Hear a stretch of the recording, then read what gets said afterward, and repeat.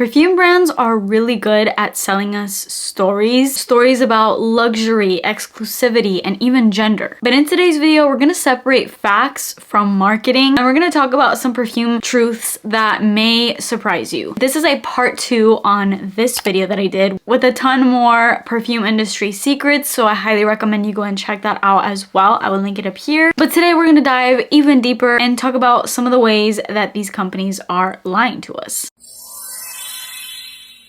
One of the biggest perfume marketing scams is gendered fragrances. This may be just one of the biggest marketing tricks in perfume history. The real truth is perfume does not have a gender. The gender part is what we have assigned to it. So then we feel like, okay, no, I can't buy that perfume. I can only buy this perfume because I identify with this and not that. Like the industry just automatically decided florals are feminine and woods are masculine. But yet many male fragrances contain floral notes like lavender, rose, jasmine. And then on the flip side, many women's fragrances contain things like oud, leather, tobacco, a bunch of woodsy notes. The question I always ask is, why is vanilla considered feminine in one perfume, but then that same note is considered masculine in another perfume? Usually the answer is just branding. It's just because this one is branded for men and this one's branded for women. The perfume doesn't know who's spraying it, and any perfume works on anyone. I've had men wear women's fragrances and they smell amazing on them. Not only amazing, but men and women obviously have two very different composition, chemistry, everything, obviously facts. And because of that, perfume does different things on both genders. I've had my husband wear some of my perfumes that on me turn really sweet and warm and feminine, but on him, because of his male pheromones, they take on a completely different scent. And same thing goes for perfumes that are marketed for men. I've said this in so many of my videos, but I legit wear perfumes that are marketed for men. 1 Million from Paco Rabanne, one of my favorite perfumes. I love to mix it. In fact, so many times my husband will buy 1 Million because that's both of our favorite perfumes, and he'll buy it for himself, but I'm over here using it up, and then he's like, why is half of my perfume missing? So bottom line is, some of the best fragrances I've ever worn or smelled have been marketed to the opposite gender. So just disregard that. If you like something, wear it. Don't be restrained by the fact that, oh, I can't wear that because I'm a woman and that says that it's a cologne for men. Because odds are, even if it is marketed as a cologne, because of your feminine pheromones,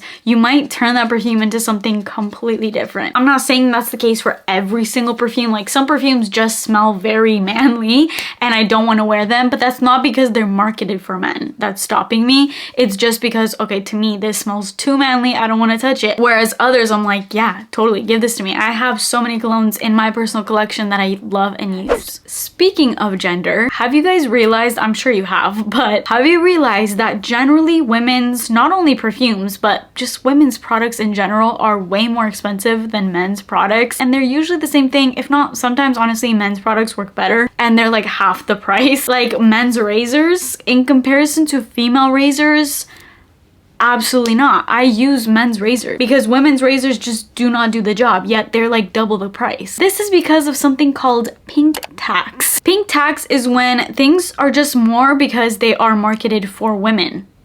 Even if it's the exact same product that we're talking about. Let's take deodorant, for example. A typical deodorant is like $3 for men, but $6.99 for women and more. The ingredients and the amount of the product is identical. The reason why this happens is because, number one, women are just willing to spend more. Whether we like it or not, we're literally just giving out money like it's freaking paper. I mean, it is paper, but you know what I mean. We give it out like it's nothing. We're like, ooh, sparkly, I want it. And we don't even think twice. And another thing that tricks us is usually packaging will be marketed as if it gives more luxurious, premium quality vibes. Yet no, it's still the same thing. It's just the marketing that's tricking you. These brands know to make packaging more elaborate and fancier, yet it's the exact same product that you're using as our male counterparts, yet we're paying double. A widely cited study by the New York City Department of Consumer Affairs found that products marketed towards women cost about 7% more on average than products marketed towards men. And this is across multiple categories. And how this relates to fragrance is it's usually not the ingredients themselves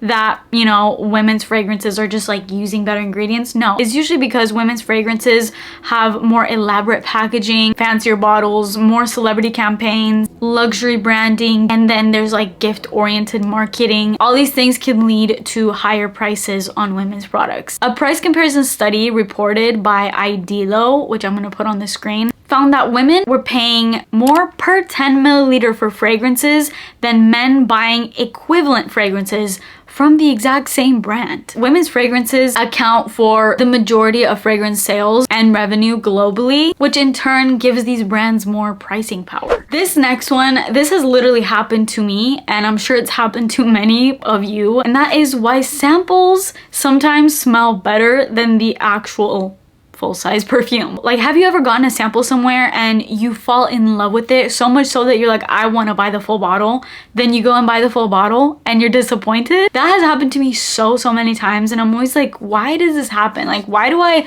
fall in love with the samples and I want to seek out this product, I'm so excited, I want to buy the full thing, then I'm always disappointed? And this doesn't just happen to me with fragrances, but it has also happened to me with makeup, and I'm sure so many other things. The thing is, it's not a different product. I know some people have these conspiracy theories that they make samples better on purpose so that it leads you to buy the full product, but I don't think that that's what's actually happening. First off, you have the excitement bias. When testing a sample, you're focused, you're analyzing every note, it's like special to you because you only have this little bit of it. When you buy the full-size product, the novelty disappears. When you have the sample, it's like, oh, I only have this little bit and it's so good, I need it. So your dopamine increases, you're seeking out this product, you want to buy it. Then once you buy it and it's yours, it's suddenly not exciting anymore. Also, with samples, people often use less because it's a sample, and sometimes you need to use less of a product to really enjoy it, because sometimes too much of a perfume doesn't have the same effect as you just used a normal amount. When you really like something, you can tend to be a little bit more heavy-handed,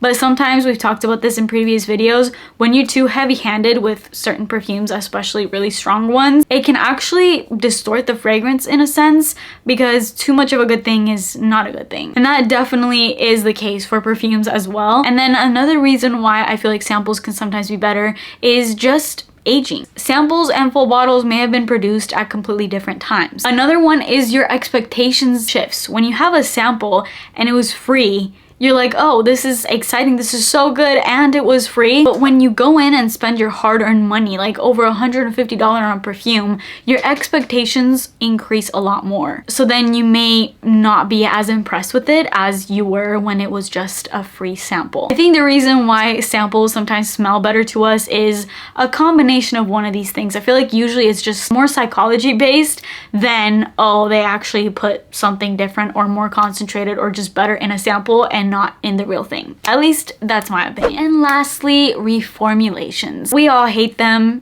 Why do they do them? I don't understand. I still don't understand to this day. And I also don't understand why you would think, you know, it's reformulated to be better, right? But why is it that they are always worse? This is with makeup, but this is with fragrances, this is with like so many products. When they're reformulated, they're never as good as the original. So why do they reformulate? One reason is ingredients can get banned at some point or restricted by fragrance regulators, so they have to change the formula, which obviously can change the scent, it can change the longevity. Another reason is natural ingredients become more expensive, so companies will look for ways to reduce production costs, again changing longevity or scent, or both. And another reason is certain ingredients just become harder to source, so they resort to easier to source ingredients. Unfortunately, whether we like it or not, sometimes brands reformulate because they actually need to, because certain ingredients are now banned, so they can't use them anymore. I think it's more annoying when it's that they want to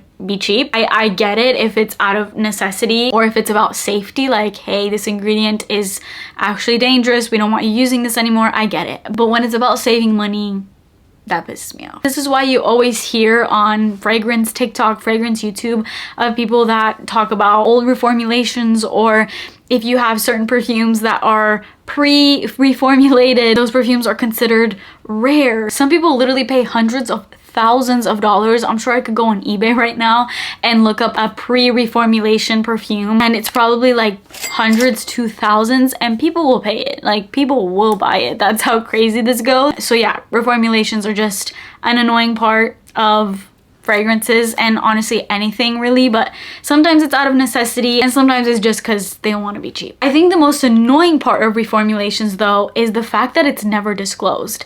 Like imagine if a company said, oh, new formula of this perfume, nobody would be excited for that, especially if they loved the original. People will be like, oh my god, no, I have to get the old formula before it like sells out or whatever, before they redo it. So because of this, brands will keep the same bottle, they'll keep the same name, they won't change anything about it. Usually you don't even know it's been reformulated until people start noticing changes, like, hey, this is not lasting as long, or maybe a perfume got discontinued, then they suddenly bring it back and you're like, oh my god, thank god it's back in stock. But they took that time, not because it was out of stock or anything like that, they just took that time to reformulate the perfume, making you think, oh, it went out of stock, so it took them all this time to, you know, put it back on the market, but really in that time they completely changed the perfume. That is what happened with Kilian Princess. I personally strongly believe that's what happened. I mean, with Princess they even changed the bottle, so there's that, but it literally smells like a completely different scent. I loved the old Princess when it looked like this.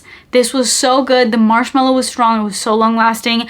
Then they did this to it and I bought it because I was waiting for it to come back in stock because I never got the original. And I was so excited to see that it was back in stock and I bought it, and it was literally watered down. I could barely smell the marshmallow. It was just not the same scent. So I believe that's what happened.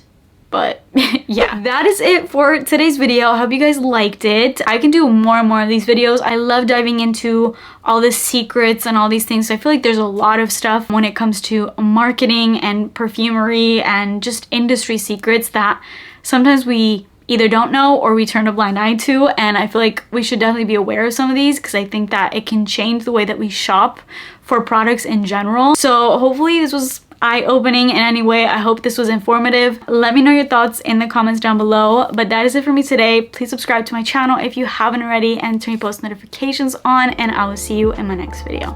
Bye!